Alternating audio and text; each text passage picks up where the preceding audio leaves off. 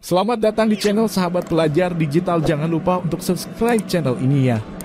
Saat memasuki bulan Ramadan, salah satu yang sering jadi pertanyaan kapan THR dan gaji 13 aparatur negara cair. Perihal THR dan gaji 13 tahun 2022 untuk PNS dan P3K telah diatur dalam surat dari Kementerian Keuangan nomor 42/PMK 05 atau 2021 tentang petunjuk teknis pelaksanaan pemberian tunjangan hari raya dan gaji ke-13 kepada aparatur negara, pensiunan, penerima pensiun, dan penerima tunjangan tahun 2021. Pada pasal 5 menjelaskan mengenai jenis THR dan gaji ke-13.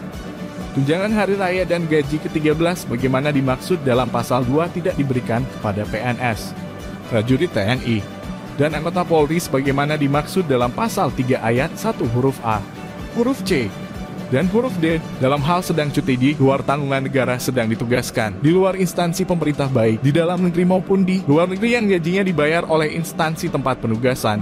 Sesuai dengan ketentuan peraturan perundang-undangan lebih lanjut juga terdapat aturan yang mengatur mengenai pemberian THR dan gaji ke-13, yaitu Peraturan Menteri Keuangan RI nomor 42/PMK.05/2021 tentang petunjuk teknis pelaksanaan pemberian THR dan gaji ke-13.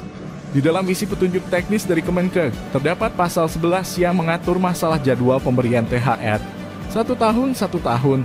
Tunjangan hari raya sebagaimana dimaksud dalam pasal 2 dibayarkan paling cepat 10 hari kerja sebelum tanggal hari raya. 2 tahun 2 tahun. Dalam hal tunjangan hari raya sebagaimana dimaksud pada ayat 1 belum dapat dibayarkan. Tunjangan hari raya dapat dibayarkan setelah tanggal hari raya.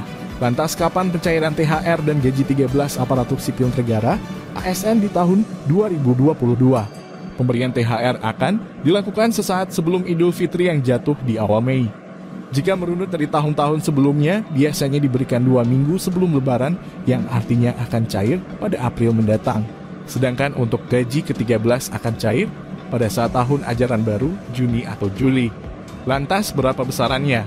Direktur Jenderal Anggaran Kementerian Keuangan Isaraj Matarwata mengatakan, skema pemberian THR dan gaji ke-13 PNS tahun ini sama dengan tahun 2021 di mana tunjangan kinerja tidak masuk dalam hitungan. Di dalam era APBN 2022, kebijakan untuk THR dan gaji 13 saat ini sama dengan tahun 2021, katanya. Menteri Keuangan Sri Mulyani Indrawati sudah menyiapkan alokasi anggaran untuk THR dan gaji ke-13 PNS. Adapun pemberian THR akan dilakukan sesaat sebelum Idul Fitri yang jatuh di awal Mei 2022. Sedangkan gaji ke-13 akan cair pada saat tahun ajaran baru Juni atau Juli 2022. Pada tahun 2021, THR dan gaji ke-13 diberikan tanpa memasukkan perhitungan tunjangan kinerja. Keduanya diberikan hanya berdasarkan gaji pokok dan tunjangan melekat. Lantas, bagaimana dengan P3K? Dikutip dari pikiranrakyat.com, Kemenpan melalui Menteri Pendayagunaan Aparatur Negara dan Reformasi Birokrasi, Menpan RB, Cahyokumolo ini telah mengirimkan surat pada Menteri Keuangan nomor B-200-M, SM 0400 atau 2022 kebijakan pemberian THR dan gaji 13 aparatur negara tahun 2022. Kebijakan THR dan gaji 13 ini rencananya akan dicairkan pada Ramadan 2022. Khusus untuk aparatur negara mulai dari PNS, CPNS, P3K TNI, Polri, pejabat pemerintah, hingga pensiunan.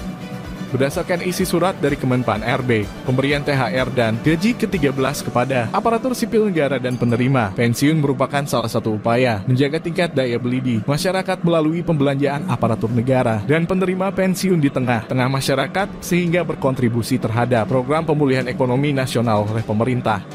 Komponen THR dan gaji ke-13 ini mencakup gaji pokok, tunjangan yang melekat pada gaji pokok, dan tunjangan jabatan.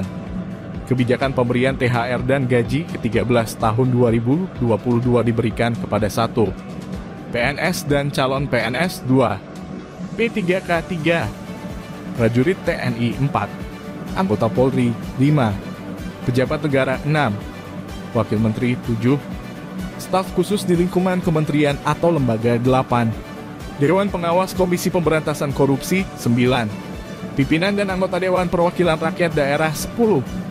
Hakim Ad Hoc 11, Pimpinan dan anggota lembaga non-struktural yang terdiri atas 12. Ketua atau kepala atau dengan sebutan lain 13. Wakil ketua atau wakil kepala atau dengan sebutan lain 14. Sekretaris atau dengan sebutan lain dan atau 15. Anggota sesuai ketentuan peraturan perundang-undangan. Terima kasih sudah subscribe channel Sahabat Pelajar Digital.